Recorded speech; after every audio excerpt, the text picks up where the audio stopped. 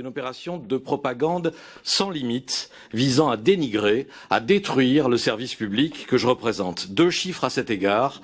L'affaire dite Legrand-Cohen a fait l'objet en 2 semaines, sur l'antenne de CNews, du 6 au 20 septembre dernier, de 853 séquences. 853 séquences. Et dans les 3 premiers jours, entre le 6 et le 9 septembre, la vidéo a tourné 181 fois sur la même chaîne. Je répète ce chiffre, 181 diffusions en 3 jours sur une chaîne d'information, dite d'information, qui ne s'est occupée de rien d'autre, sans une once de contradictoire et avec des bandeaux parfois mensongers.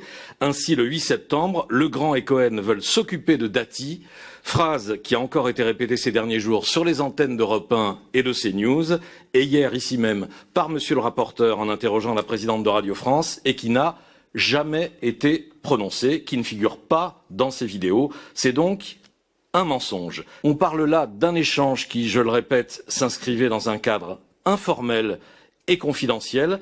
Mais je constate, hélas, avec la divulgation cette semaine par Europe 1 de bribes de phrases d'une conversation privée entre Thomas Legrand et Laurence Bloch, que l'espionnage déguisé en journalisme est appelé à prospérer sur les antennes du groupe Bolloré. À la première vidéo, on pouvait croire au hasard. Ici, on découvre un système, avec des méthodes de barbouze dont Pascal Praud s'est enorgueilli avant-hier en ouvrant son émission sur CNews. Je cite, « Tout ce qu'on a dit a été enregistré, bien sûr, mais on ne peut pas le passer parce que c'est interdit. Et donc on ne peut pas le passer, mais on le répète. 41 fois en 2 jours sur Europe 1, 41 fois. Et plusieurs fois hier, dans les questions de monsieur le rapporteur, ici même à la présidente de Radio France. Dois-je rappeler ici, à l'Assemblée nationale, temple de la République, que le droit au respect de la vie privée est un principe constitutionnel?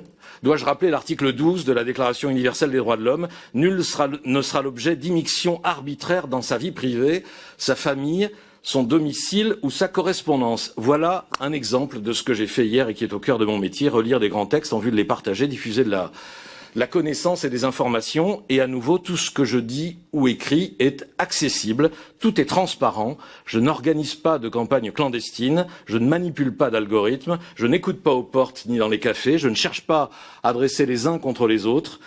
Je ne tweete pas et je ne suis présent sur aucun réseau social. Je vérifie mes informations.